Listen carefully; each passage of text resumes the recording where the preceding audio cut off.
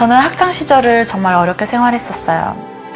고등학교 3년 내내 아르바이트를 해서 저와 제 동생의 차비부터 용돈까지 모든 생활비를 스스로 해결해야 했어요. 학교를 졸업하고 대학 수시에 합격은 했지만 등록금이 없기에 갈 수가 없었고 그때 정말 많이 울었던 것 같아요. 어쩔 수 없이 생계수단을 위해 미용실에 취직을 했고 내가 놀지 않는 이상 굶어 죽지는 않겠다 생각을 했던 것 같아요. 하지만 밤낮 없이 매달리는 업무에 건강이 많이 안 좋아져서 그만두게 되었고 다행히 그때부터는 집안 형편이 풀리기 시작해서 유학을 가라는 부모님의 권유를 따라 준비하던 중 애터미를 만나게 되었습니다. 안녕하세요. 로얄마스터 주선아입니다. 처음 들었던 회장님의 강의 중 애터미를 통해서 젊은 20, 30대도 충분히 부자가 될 수 있다. 아무것도 없는 서민이 유일하게 부자가 될 수 있는 도구가 애터미다 말씀을 해주셨었는데 그게 마치 제게 말씀하시는 것 같았어요. 유학을 다녀와도 미용업계에서 월 1,000만 원은 꿈의 숫자이고 아무리 인류 디자이너도 쉽게 벌 수 없는 금액이잖아요. 그런데 애터미에서는 내 기술이 뛰어나지 않아도 최선을 다하고 버티면 가능하니까 아직 내 나이가 어린이 믿져야 본전이다.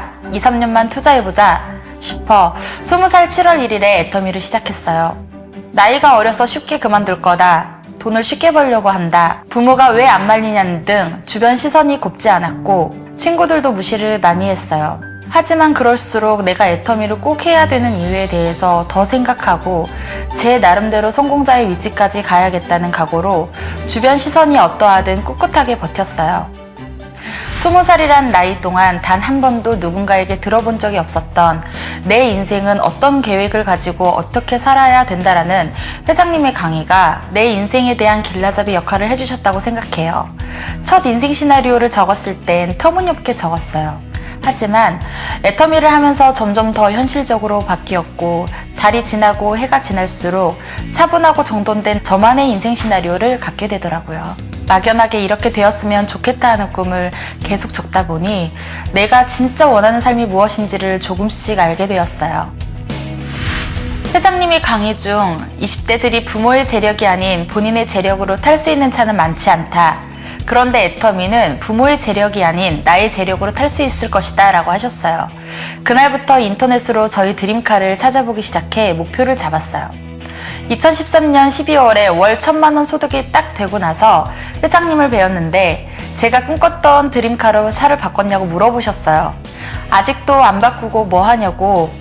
이번 해외 출장을 갔다 왔을 때 너희 드림카가 있었으면 좋겠다 말씀하셔서 그날 바로 매장 가서 견적서를 뽑았어요. 원래 제가 타려고 했던 차가 있었는데 그 디자인이 단종이 되어 그보다 상위 모델인 벤츠 E클래스를 샀어요.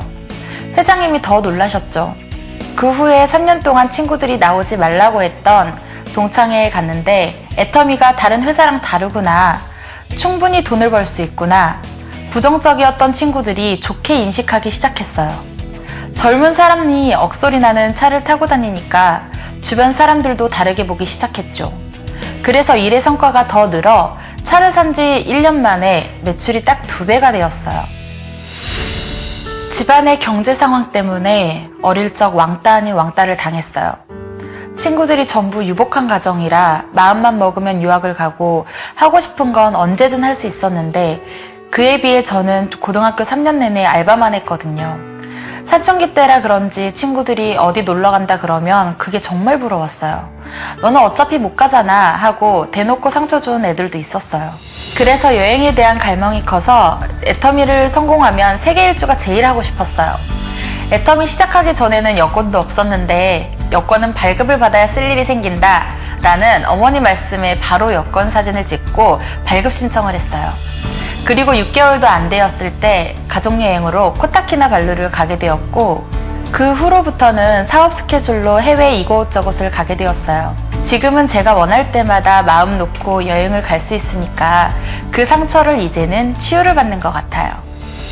저도 어렸을 때 우리 집이 형편이 좋았더라면 내가 하고 싶은 걸 하며 살지 않았을까 생각해요. 그래서 저는 재능은 있지만 경제적인 여건 때문에 꿈을 키우지 못하는 아이들에게 후원자가 되는 새로운 꿈을 꾸고 있어요. 40대 중년층의 나이가 되었을 때는 청소년 장학재단을 지어 재능기부 장학금 후원을 하고 본인 분야에서 성공을 하게 된 아이들을 그 재단에 와서 다시 재능기부를 할 수 있는 그런 곳을 만들고 싶어요. 그렇기에 시간적 여유가 생길 때 경영학을 공부할 생각이에요. 저는 인생 시나리오를 작성할 때 수레바퀴를 삼색펜으로 현재, 3년, 5년을 같이 그려요. 그리고 거기에 맞추려고 굉장히 노력을 많이 해요. 균형 잡힌 삶은 내가 만족하는 삶을 만드는 것이잖아요. 남이 볼 때 저 사람 행복하게 사는구나. 겉으로 보여도 안 그럴 수 있잖아요. 내 마음에서 정말 우러나오는 나는 정말 행복하게 살고 있어. 균형 잡힌 삶을 살고 있어.